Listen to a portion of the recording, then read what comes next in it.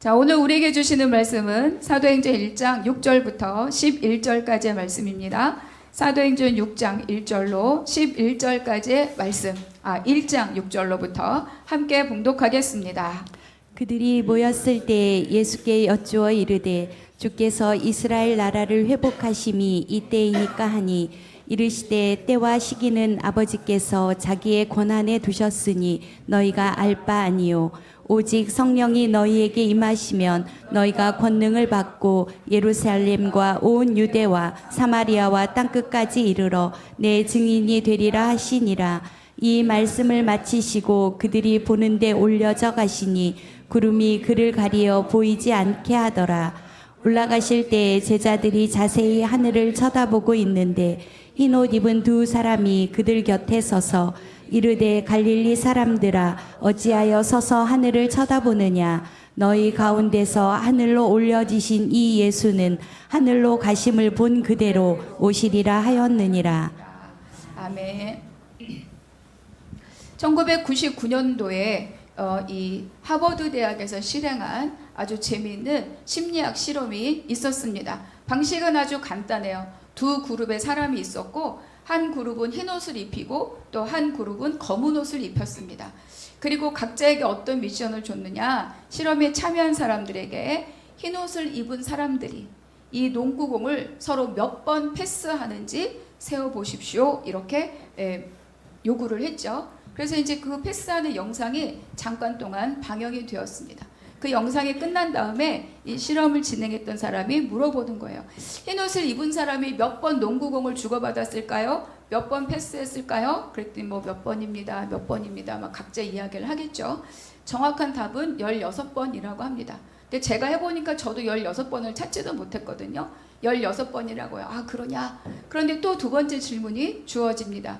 고릴라를 본 사람이 있나요? 이렇게 물어보는 거예요. 근데 사람들이 다 화들짝 놀라는 거죠. 고릴라가 있었나? 그래서 거기에 참여한 사람의 절반 이상이 그 화면 중간을 지나가고 그 화면 중간에서 이렇게 막 고릴라 모습처럼 이렇게 가슴을 치면서 지나가는 그 고릴라를 절반 이상의 사람들이 보지 못했다는 것을 발견하게 됩니다. 결국은 이것을 뭘 말하느냐? 자기가 관심 있는 것에 집착할 때, 자기가 어느 한 곳에 몰입할 때 그 이외의 것에 대하여서 우리가 보지 못하고 느끼지 못하고 깨닫지 못한다는 것을 이 실험을 통해서 우리에게 알게 합니다.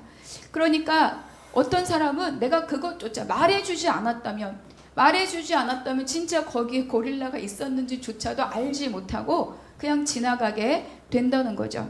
그래서 우리가 이곳에서 우리에게 말해주는 것은 뭐냐? 정말로 우리가 알고 있다는 것, 우리가 보고 느끼고 알고 있다고 생각하고 그리고 판단하는 것들이 얼마나 많은 자기의 한계 안에 갇혀 있는 것인가를 이 실험을 통해서 우리에게 가르쳐주고 있습니다. 그리고 제가 나중에 영상을 다시 보니까요, 고릴라만 지나간 것이 아니더라고요. 검은 옷을 입은 사람이 한 사람 쓱 빠져나가기도 하고 뒤에 배경으로 있던 커튼의 색도 아주 미세하게 바뀌었다는 것을 저도 이 영상을 몇 번 보면서 알게 되었습니다. 그래서 이거를 무주의 맹시, 그러니까 주의하지 않을 때 경험하게 되는 블라인디스, 보지 못하는 현상이라고 이 실험을 명명합니다. 그러니까 우리가 보았다 해도 보지 못하는 것들이 있다는 거예요. 그러니까 우리가 똑같은 상황을 보아도 어떤 사람은 이걸 봤는데 어떤 사람은 못 보는 경우도 있죠. 그러니까 자기의 관심사가 어디에 있느냐가 그 사람의 많은 시선들을 제한하고 차단하고 있다는 것을 이 실험을 통해서 우리에게 가르쳐주고 있습니다. 그럼 이런 것을 전제로 우리가 오늘 본문 6절을 한번 같이 읽어보겠습니다. 시작. 그들이 모였을 때 예수께 여쭈어 이르되 주께서 이스라엘 나라를 회복하심이 이때이니까 하니. 우리가 지난주 말씀에서 본 것처럼 예수님은 부활하시고 바로 승천하신 게 아니죠. 40일 동안 이 땅에 머무르고 제자들과 함께 하셨습니다. 그래서 율법과 선지자의 글과 시편에서 예언했던 것이 바로 나다. 내가 그 예언되었던 메시아다. 그것을 본인이라고 하기 이상하네요. 주님이 부활하셨음을 증거로 나타내 보이셨죠. 그리고 예루살렘을 떠나지 말고 약속하신 것이 올 때까지 기다리라. 그래서 그것이 바로 성령이라는 것을 선언하셨습니다. 요한은 물로 세례를 베풀었으나 너희는 몇 날이 못되어 성령으로 세례를 받으리라. 여기까지가 지난주 말씀이었어요. 그러니까 예수님께서는 기다리라 말씀하셨고 너희가 몇 날이 못되어 성령으로 받으리라 이렇게 말씀을 하셨죠. 그런데 오늘 이 한 절 읽었던 6절의 말씀은 다시 예수님과 제자들이 모였지만 그 예수님을 향한 이 제자들의 질문이 예수님이 지금까지 말씀하시는 것과 맥락이 맞지 않는다는 거예요. 어긋나 있다는 것을 우리는 발견할 수 있습니다. 그 첫째가 뭐냐면 나라에 대한 관심입니다. 예수님이 제자들과 함께 이 땅에 머물면서 제자들에게 말씀하신 것은 하나님 나라의 일이었어요. 그런데 지금 제자들은 이 질문 속에서 무엇을 말합니까? 이스라엘 나라를 말하고 있는 거죠. 그러니까 이스라엘은 어떤 나라냐? 궁극적으로 하나님의 나라를 예표하도록 부름받은 나라가 바로 이 이스라엘입니다. 그러니까 하나님의 이스라엘 백성을 가나안에서 인도하여 내셔서, 아니죠, 애굽에서 인도하여 내셔서, 큰일 날 뻔했네, 가나안까지 인도하여 가실 때 시내산에 도착했을 때 모세를 통하여서 무엇이라고 말씀하고 있는가? 우리 19장 5절과 6절 같이 읽어볼게요. 시작. 세계가 다 내게 속하였나니 너희가 내 말을 잘 듣고 내 언약을 지키면 너희는 모든 민족 중에서 내 소유가 되겠고 너희가 내게 대하여 제사장 나라가 되며 거룩한 백성이 되리라. 너는 이 말을 이스라엘 자손에게 전할지니라. 하나님께서 기어코 이스라엘 백성을 가나안까지 인도하여 가신 그 목적은 너희만 내 백성이다가 아니라 너희가 제사장 나라가 되어서 너희의 삶을 통하여 이방 나라까지 그 삶이, 나와 함께 동행하는 삶이, 나와 더불어 거하는 삶이 어떤 삶인지 너희가 증거해 보이도록 하라. 이것이 이 백성들에게 주신 사명이었던 거예요. 또 우리가 너무 잘 알고 있는 것처럼 이 백성은 이 사명에 실패했습니다. 종에서 건져내었는데 다시 어때요? 바벨론으로 끌려가는 사건이 벌어졌습니다. 돌아왔으나, 그리고 성전을 재건했으나 그들이 기대하고 바랬던 메시아 왕국, 다윗 왕국은 재건되지 못했죠. 지금 이들이 처해 있는 형편이 어떠합니까? 바로 로마라고 하는 제국의 또 다른 억압 아래 놓여 있는 상황이 되었다는 거예요. 그래서 예수님은 하나님 나라의 일을 말씀하실 때 제자들은 어떻게 이해하고 있느냐? 아, 그때 우리를 애굽에서 건져내신 것처럼, 바벨론에서 돌아오게 하신 것처럼 이제는 로마로부터 해방되게 하시려나 보다, 이렇게 기대하게 되었던 것입니다.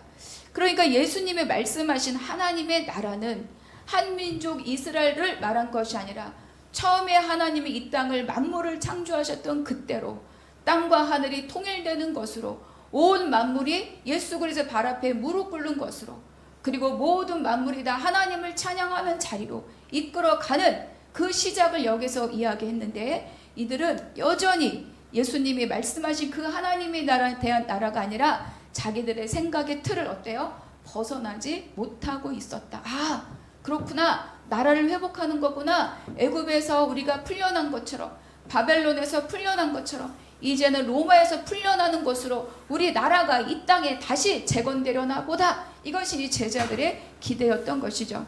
그래서 예수님은 하나님 나라를 말씀하셨는데 제자들은 어때요? 이스라엘 나라를 이야기하고 있습니다. 두 번째는 때에 대한 관심입니다. 예수께서 여기 말씀해 보니까 예수께 여쭈어 이르되, 이렇게 6절에 시작하고 있죠. 이 여쭈라는 단어에 들어있는 의미는요, 한번 이렇게 물어본 게 아니라 지속하여 그 사람에게 묻다, 이런 뜻을 갖고 있어요. 그러니까 이때입니까? 이스라엘 나라가 회복되는 것이 이때입니까? 라는 이 말을 한 번 물어본 게 아니라 그들이 기억날 때마다, 상황이 될 때마다 여러 번 반복해서 질문했다는 거예요. 그러니까 이 제자들의 관심은 끊임없이 어디를 향하고 있다? 이스라엘 나라를 향하고 있고, 지금입니까? 오늘입니까? 이 질문에 매여 있다는 것을 이 질문 속에서 깨달아 알 수가 있습니다. 그러니까 이 제자들이 굳건히 믿고 있는 것이 하나가 있다는 거예요. 예수님은 하나님 나라를 말하지만 이들은 어때요? 그렇구나. 이제 로마를 이기겠구나. 예수님은 온 열방에 복음이 퍼지고 너희들이 이것이 증인이 될 것이라고 말씀하고 있는데, 그렇구나. 로마가 물러나겠구나. 그러니까 이 틀을 벗어나지 못하고 있다는 거죠. 그러니까 이 정치적 상황이 변화하는 것이 하나님 나라의 시작이라고 이들은 굳건하게 믿고 있습니다. 새로운 역사가 시작되고 새로운 하나님 나라가 세워지고 새로운 새 언약이 선포되고 있는 이때에 그들은 여전히 애굽에서 벗어난 것처럼 바벨론에서 벗어난 것처럼 로마에서 벗어날 것만을 기대하고 있었다는 거죠.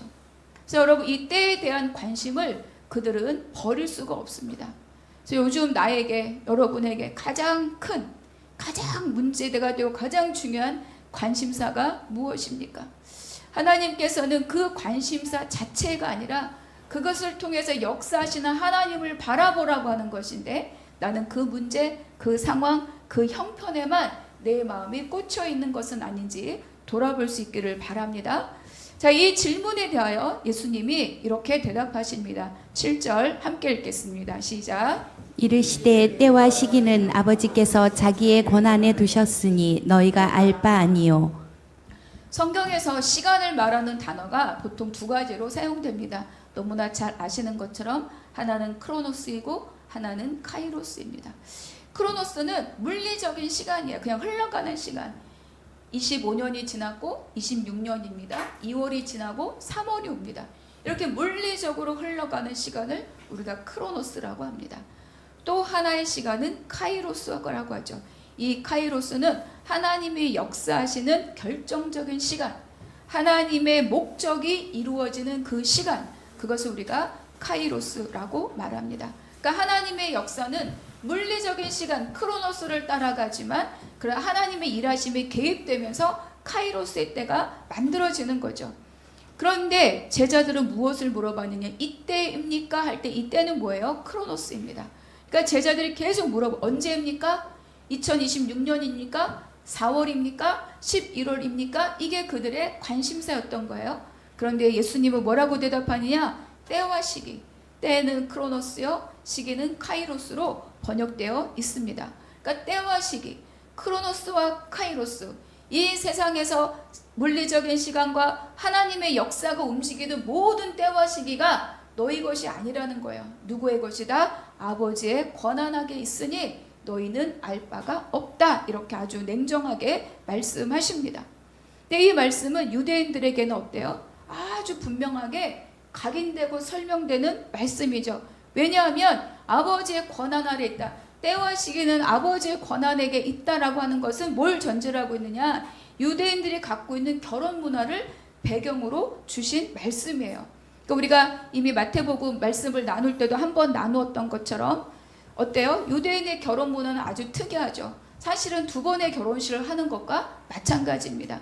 처음에는 여자의 집에 가서 정혼녀의 집에 가서 약혼식을 하죠. 그 다음에 이 정혼녀를 두고 이 남편은 어디를 가요? 아버지 집으로 돌아갑니다.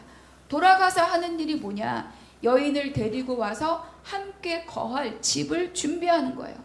그래서 1년 동안의 시간이 보통 필요하다고 합니다.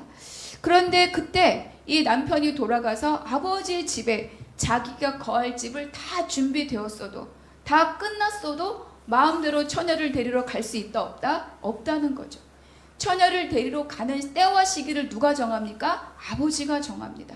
그렇기 때문에 아들도 때와 시기를 알 수 없어요. 내가 보기에 다 준비되었고 집도 지었고 가구도 갖다 놓았고 다 준비했지만 가라 라고 허락하는 것은 누구다? 아버지라는 거예요. 그러니까 때와 시기는 아버지의 권한 아래 있다고 할 때 이들은 명확하게 인지가 되는 거죠. 맞아, 나도 내 아내를 데리러 갈 때 아버지의 허락이 있었어야 갔어. 나는 5월에 가고 싶었지만 아버지가 5월에 허락하지 않아서 8월에 갔어. 이런 기억이 이들에게도 있는 거죠. 그러니까 아버지의 권한 아래 있다는 것이 무엇을 말하는지 이들은 너무 피부로 깨달아 알 수가 있어요. 그래서 이 아들 그리고 또 기다리고 있는 처녀가 할 수 있는 일은 뭐냐? 기다리는 것밖에는 없죠. 아버지의 권한이라고 하는 것은 그런 의미입니다. 그래서 아들도 정혼한 처녀도 아무런 권한이 없고 이들이 할 수 있는 것은 준비하고 기다리는 것만이 이들이 할 수 있는 유일한 그들의 몫입니다. 그렇다면 그들은 어떻게 준비하고 어떻게 기다려야 하는가? 그것이 마태복음 25장에 있는 10처녀의 비유입니다.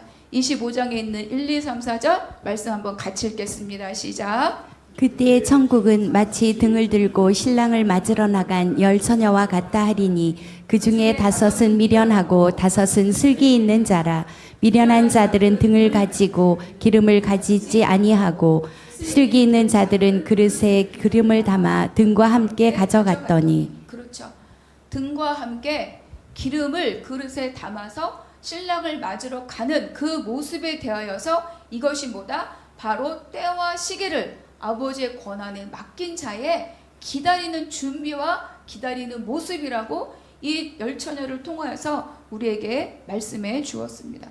5일 정도면 되지 않을까? 한 10m 정도의 기름이면 되지 않을까? 라고 생각하는 자기의 생각이 있을 수 있으나, 그래서 그것으로 준비하는 것이 아니라, 그러나 때와 시기는 누구에게 있기 때문에? 아버지에게 있기 때문에 언제 올지 모르니 나는 여분의 기름을 더 그릇에 담아서 내가 원하는 때 오지 않는다 하여도 끝끝내 기다릴 수 있는 그 여분의 기름을 가지고 기다리는 것이 때와 시기를 맡긴 의탁한 자의 기다리는 믿음의 모습이라고 이 말씀에서 우리에게 가르쳐주고 있습니다. 여러분, 우리가 믿음의 삶을 살면서 가장 어려운 것이 뭐냐면 때를 알지 못하는 기다림입니다. 오늘일지 내일일지, 5년 뒤일지 10년 뒤일지, 아니면 내 평생 가운데 볼지 못 볼지, 이것이 가장 어려운 거예요. 그 지점에서 실패한 사람들이 많이 있습니다. 아브라함도 하나님이 아들의 약속이 있었어요. 그런데 어떻습니까? 자기 육신이 늙어가고 아내의 기능이 사라지는 것을 볼 때 자기 힘으로 아들을 낳고 말죠. 그리고 이 아들이 아니다, 반드시 약속으로부터 오는 씨가 너의 씨다, 내년에 사라에게 아들이 있을 것이다, 믿지 않았어요. 그들은 장막 뒤에서 웃었다. 그래서 이름이 이삭이 되었습니다.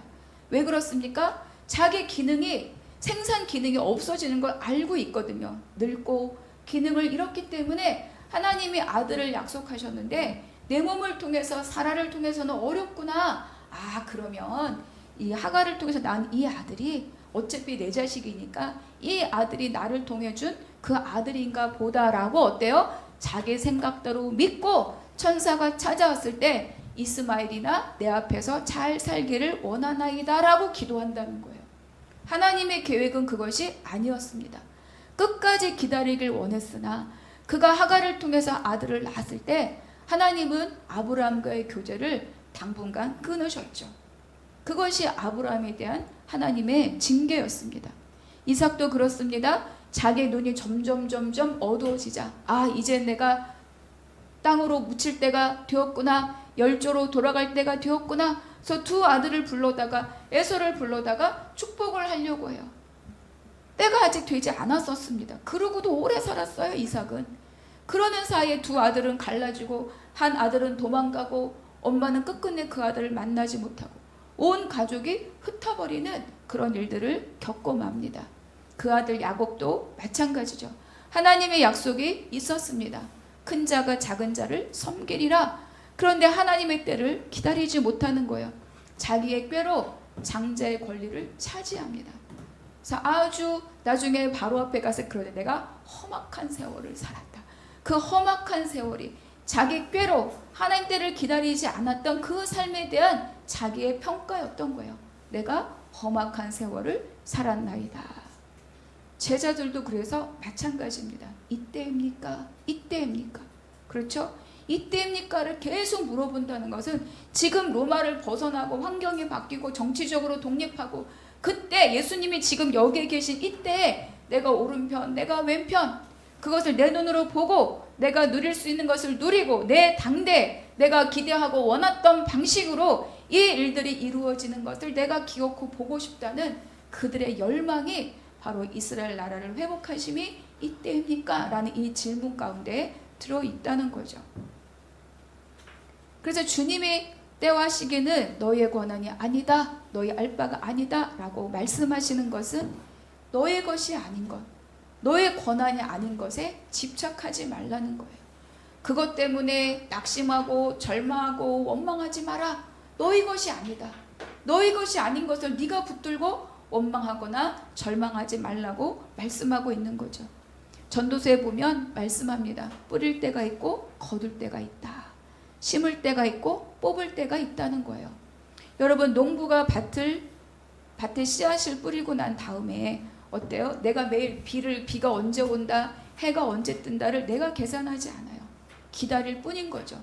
농부가 밭을 가꿀 때 가장 멈추지 말고 해야 될 일은 뭐냐? 매일 밭을 나가는 거예요. 비가 과할 때는 고랑을 파서 물기를 내주고, 해가 너무 쨍쨍할 때는 해를 가려주고, 그리고 잡초가 많을 때는 잡초를 뽑아주는 거예요. 그런데 그 마음에 때에 맞춰 이른 비와 늦은 비를 주기를 바라는 그 마음이 사그러들지 않는 거죠. 그러나 그 때와 시기가 자기의 능력과 자기의 역할이 아니기 때문에 어떻습니까? 맡기는 거고, 그가 하는 일은 매일 밭을 나가서 매일 밭을 돌보는 것이 바로 그가 할 일입니다. 저와 여러분은 어떻습니까? 내 때에 이루어지지 않아서 절망하고 분노하고 있는 것이 있지는 않습니까? 내 때 이쯤이면, 이제는 저 사람 정도면, 나 정도면 이라고 하는 것 때문에 내가 절망하거나 좌절하거나, 또는 왜 나만 돌보지 않으신가 낙심하고 있지는 않는가 돌아볼 수 있기를 바랍니다. 여러분, 우리 손으로 내 마음대로 되는 것은 아무것도 없어요. 누군가가 그런 말을 하더라고요. 세상에서 내 마음대로 되는 게 하나도 없더라. 부모도 내 마음대로 안 돼, 자식도 내 마음대로 안 돼, 명예도 내 마음대로 안 돼, 아무것도 내 마음대로 안 되더라. 딱 하나 내 마음대로 되는 게 있더래요. 그게 뭡니까? 물어봤더니 내 몸이랍니다. 내 몸. 내가 먹는 것대로 내 몸이 가고, 내가 운동하는 대로 내 몸이 만들어지고, 내가 가꾸는 대로 내 몸이 된다는 거예요. 그래서 자기는 자기 몸에 자기의 의지를 투여해서 다른 것으로부터 자기 자신을 지키는 그 일을, 자기는 그 비법을 배웠다, 이런 말을 하는 것을 잠깐 들었습니다. 관계든 회사든 무엇이든 내 맘대로 내 뜻대로 되는 것이 단 하나도 없어요. 그리고 여러분, 살아봐서 아시겠지만 다 내 맘 같지 않습니다. 다 내 맘 같지 않아요. 그러니 우리가 거기에 마음을 빼앗기고 심령이 상하고 절망하고 좌절하고 그럴 일이 아니라, 오늘 나에게 있어야 될 그 자리, 살아야 될 그 자리를 내가 지키는 것이 결국 하나님의 때를 내가 내 눈으로 보는 유일한 길이라는 것을 기억할 수 있기를 바랍니다. 그래서 히브리서 10장 36절에 이렇게 말씀합니다. 함께 읽을게요. 시작. 너희에게 인내가 필요함은 너희가 하나님의 뜻을 행한 후에 약속하신 것을 받기 위함이라. 그렇죠. 내가 하나님이 원하는 것을 했습니다. 순종했습니다. 그것에 대한 약속이 있어요.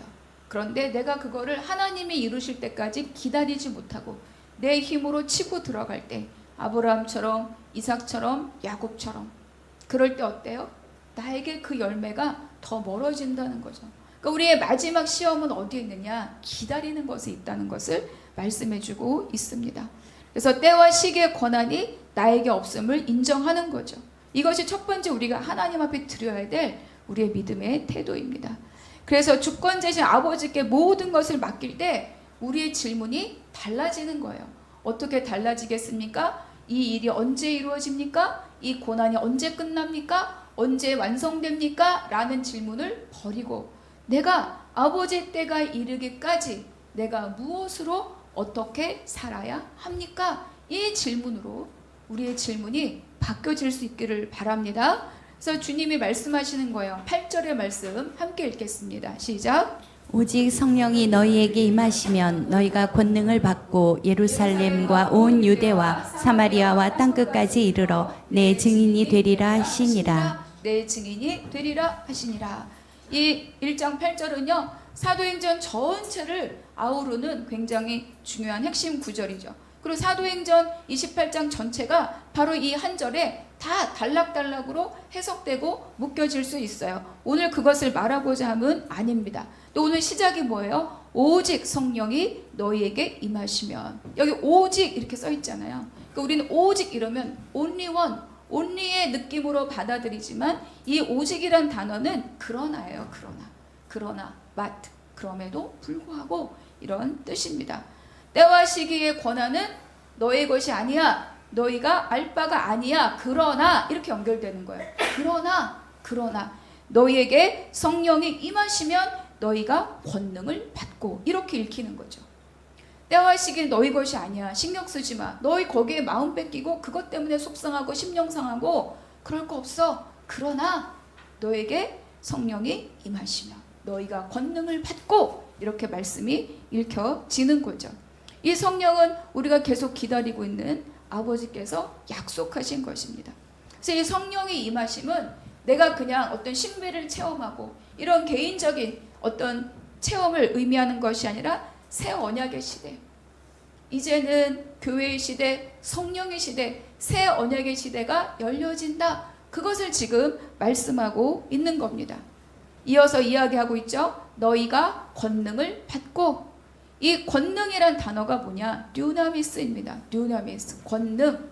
그렇죠? 그래서 영어로는 보통 파워라고 해석이 되고 있는데 사실 파워라고 해석하는 것도 부족함이 많습니다. 조금 더 약간 저의 언어로 조금 해석을 한다면 작동되는 능력입니다. 나를 작동시키는 능력. 우리가 무언가 삶을 살아갈 때 내 안에 내가 살아가는 원리들, 나를 살게 만드는 원리들이 있다는 거예요. 그것이 바로 듀나미스인 거죠.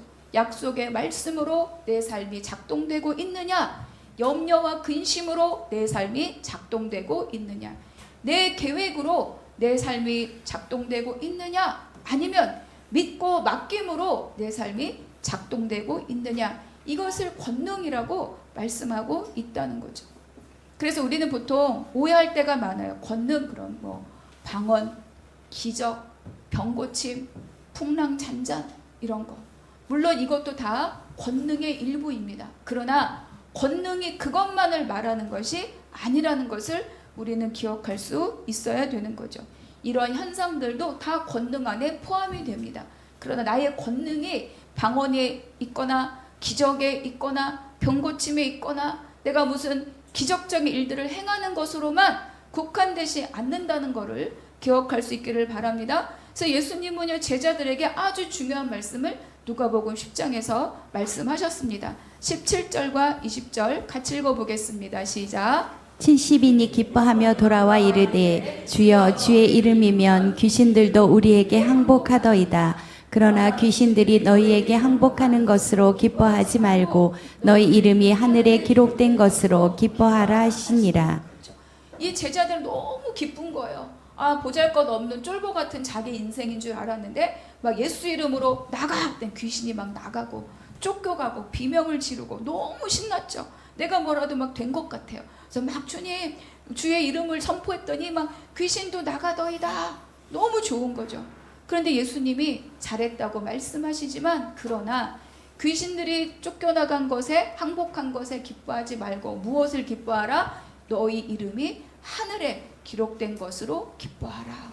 그러니까 현상보다 더 중요한 이 권능의 출발 지점이 어디 있느냐를 바르게 알아라, 이렇게 말씀하고 있습니다. 여러분, 회개한 자에게, 구원받은 자에게, 예수를 주라고 고백한 자에게 그에게 하나님의 권능이 부어지는 것입니다. 돌이키지 않고 회개하지 않고 예수를 구하지 않은 자에게 하나님이 이것저것 주시는 게 아니라는 거예요. 권능은 결국 뭡니까? 내가 하나님의 백성이라는 표지로 우리에게 주시는 것이지 병 고치라고 나한테 능력을 주시는 것이 아니라는 겁니다. 출발이 어디에 있습니까? 내가 주를 주로 고백하는 자로부터 출발하고 있는 거죠. 그래서 가장 우리가 놓치지 말아야 할 것은 예수 그리스도를 통해서 우리에게 부어주신 구원의 감사, 구원의 은혜, 구원의 기쁨, 그것이 가장 먼저 우선한다는 것을 기억할 수 있기를 바랍니다. 그래서 우리가 만약 그것은 그거보다라고 생각하고 먼저 나에게 은사, 능력, 어떤 눈에 보이는 가시적인 어떤 상황들, 이것만을 내가 먼저 이것에만 관심을 갖고 있다면 또 다른 제자의 모습인 거예요. 때를 구하는 것과, 그렇죠? 자, 눈에 보이는 것에만 내가 증거하고 싶은 그런 마음은 때를 물어보는 제자의 마음과 다를 바가 없다고 하는 겁니다.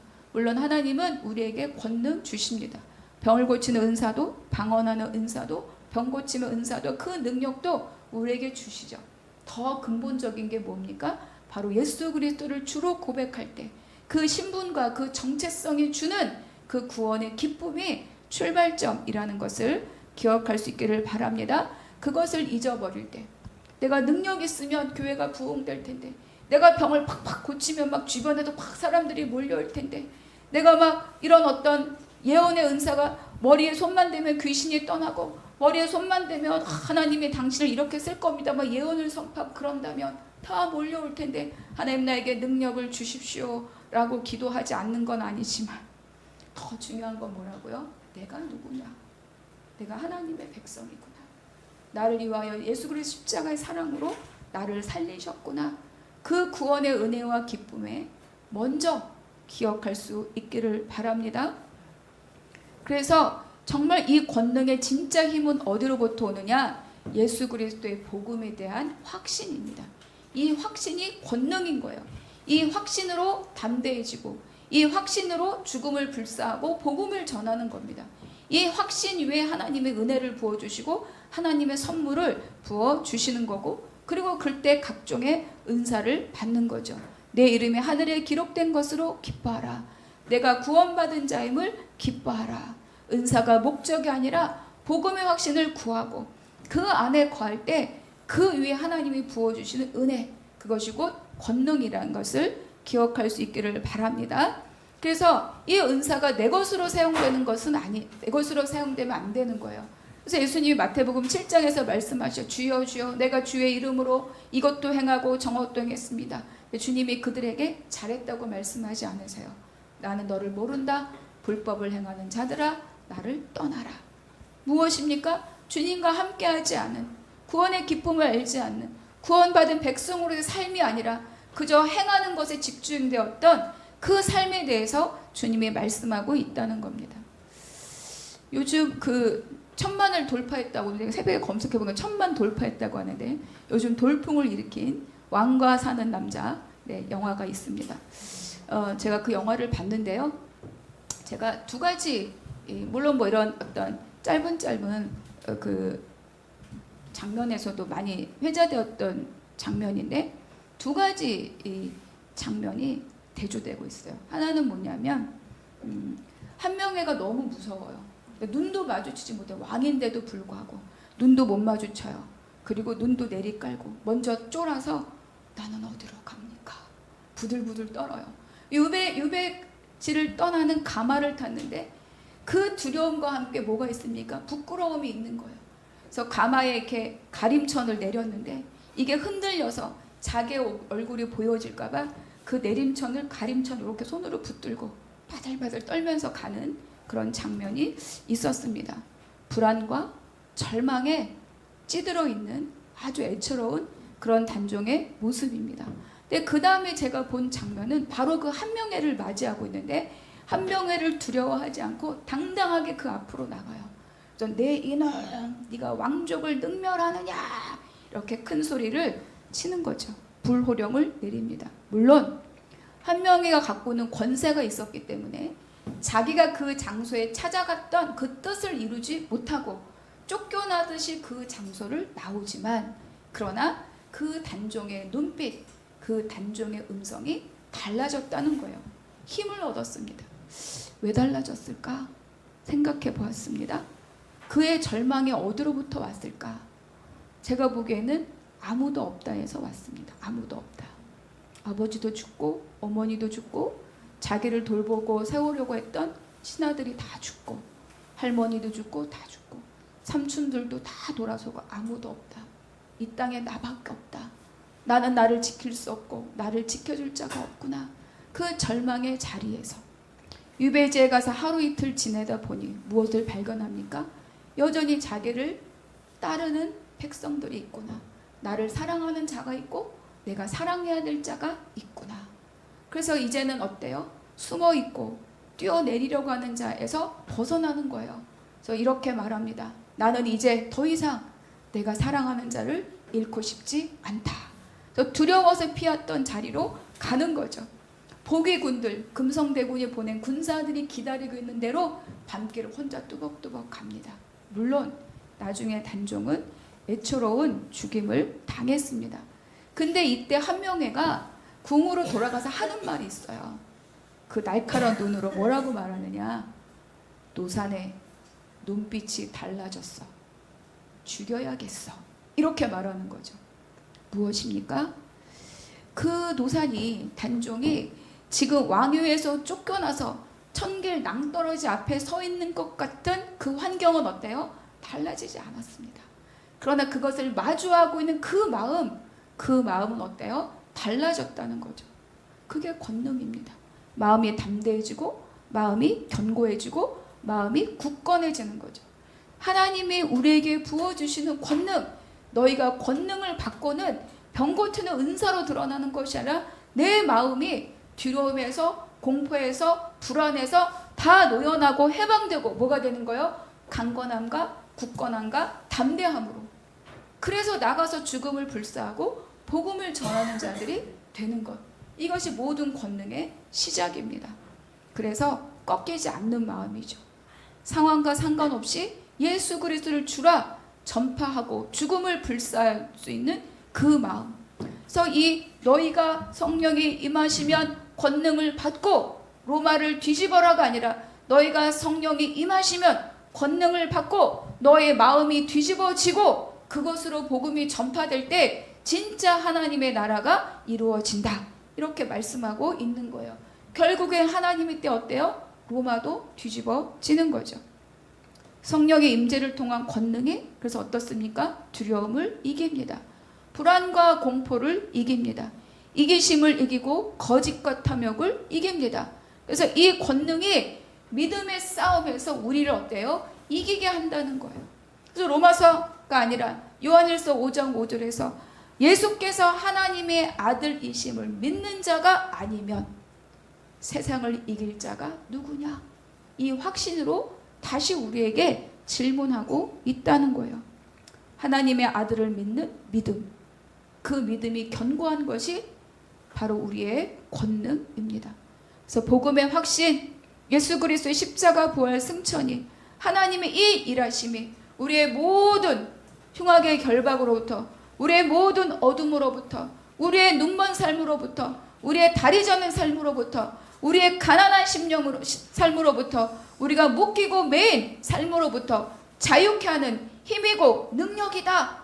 이 확신이 우리로 하여금 권능이라고 우리에게 말씀해주고 있습니다. 여러분, 저와 여러분에게 이 권능이 가득한 줄로 믿습니다.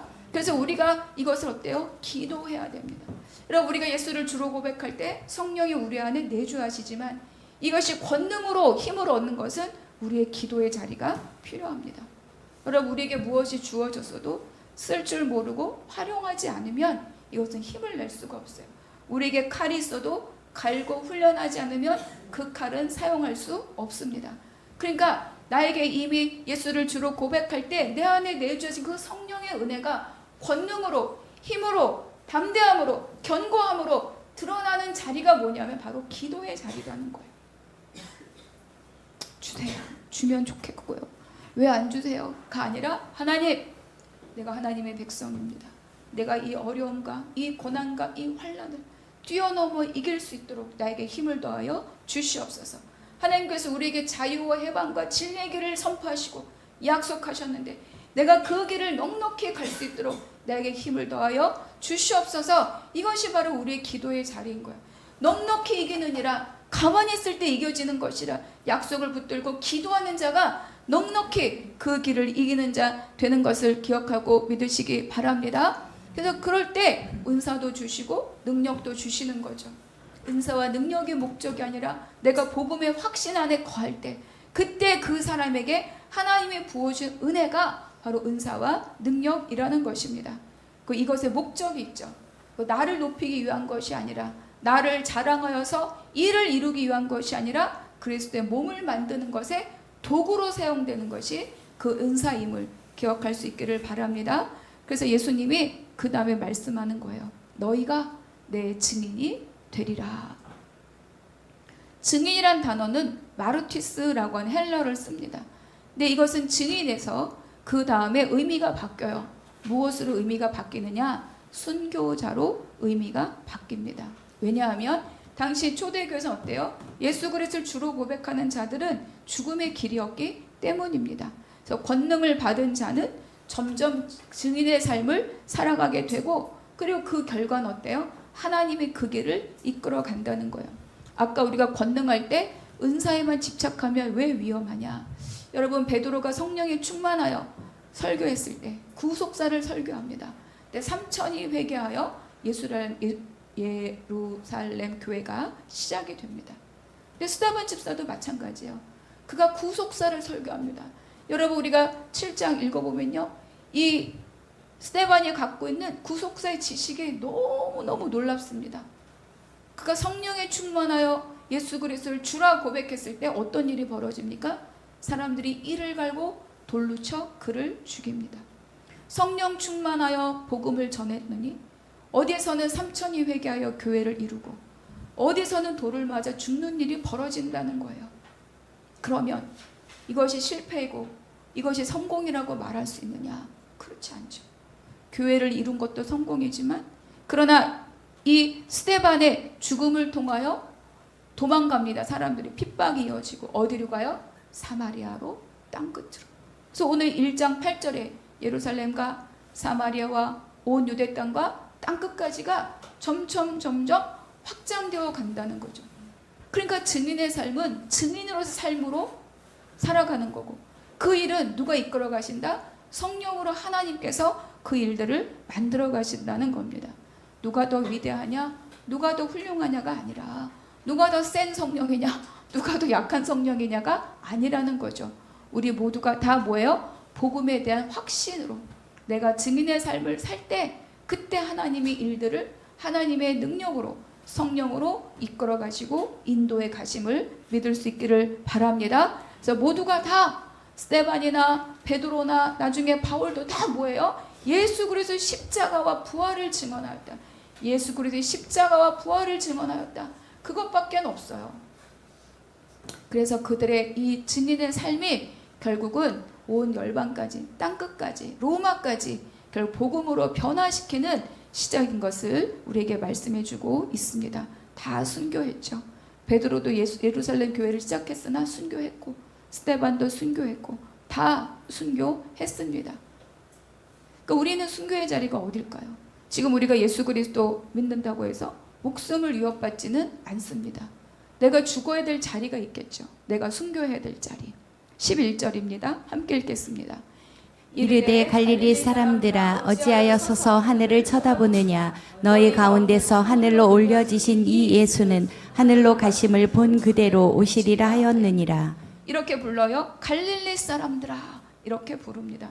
이 호칭은 다른 데서는 찾아볼 수 없어요. 이 제자들이 누구라고요? 갈릴리 사람들이라는 거예요. 갈릴리 사람들은 어땠습니까? 예수님을 3년이나 따라다녔지만, 그러나 예수님을 부인하였고, 예수님 십자가 달리실 때 도망하였고, 숨어 있었고, 이제 다 끝났다, 나도 이제 고기 잡으러 갈란다, 다시 고기 잡으러 갔던 자들이 바로 이 갈릴리 사람들, 제자들입니다. 근데 이들이 지금 뭘 봤죠? 예수님의 부활을 보고 예수님의 승천을 목격한 거예요. 그래서 다시 하늘을 보는 거죠. 그가 올려가신 길, 그가 부활하신 모습, 그가 올려가신 길. 근데 여러분, 우리가 반드시 기억할 게 있습니다. 땅만 바라보서는 안 됩니다. 하늘을 바라봐야 돼요. 하늘만 바라보는 것이 아닙니다. 하늘을 바라본 다음에 바뀌고 변화된 시선으로 어딜 봐야 되죠? 다시 땅을 바라야 됩니다. 왜? 그 자리가 우리가 살아야 될 복음의 현장이기 때문입니다. 왜 서서 하늘을 쳐다보느냐? 다시 올 것이다. 그러면 다시 올 때까지 너희는 어떻게 살아야 되느냐? 증인으로 살아라. 이렇게 우리에게 말씀해주고 있는 거죠. 하늘만 바라보는 사람이 되어서는 안 됩니다. 하늘을 바라보고 소망하되 나는 어디 있어야 돼요? 땅을 살아내야 되는 거죠. 그래서 주님이 맡기신 자리로 돌아와야 합니다. 증인의 자리로 돌아와야 하는 거죠. 내 가정, 내 일터, 내게 부탁하신 모든 관계로 돌아와서 그 자리를 증인의 삶으로 살아내야 합니다. 때로는 그냥 하늘만 바라보고 있는 게 더 좋아 보일 때도 있어요. 아무것도 하지 않고 기도원에 들어가 있으면 얼마나 편안할까 혹시 생각할 수도 있겠으나, 저는 가끔 그런 생각할 때가 있었거든요. 그러나 거기가 내게 맡겨주신 자리가 아니라 오늘 나의 관계된 모든 자리, 교회, 일터, 가정, 학업, 그 자리가 나에게 하나님이 부르신 증인의 삶의 자리인 것을 기억할 수 있기를 바랍니다. 그래서 때와 시기는 하나님께 맡기고 말씀을 말씀대로 믿어지는 그 믿음을 내가 하나님께 구하면서 그것을 권능으로 성령의 임하심으로 권능을 받고 증인의 삶을 각자의 터전에서 살아내는 저와 우리 사랑하는 성도님들이 되시기를 주님의 이름으로 축복합니다. 기도하겠습니다. 하나님 아버지 감사합니다. 때와 시기가 아버지 손에 있음을 믿습니다. 우리가 그래서 알지 못하는 것, 내 것이 아닌 것에 마음을 빼앗기지 않게 하시고 우리에게 맡기신 사명을 바라보게 하여 주시옵소서. 성령의 임하심으로 권능을 받고 복음을 확신하게 하며 그것으로 담대히 주님의 증인의 삶을 살아가는 우리 모두가 되게 하여 주시옵소서. 모든 것 감사하고 우리 주 예수 그리스도의 이름으로 기도하옵나이다. 아멘.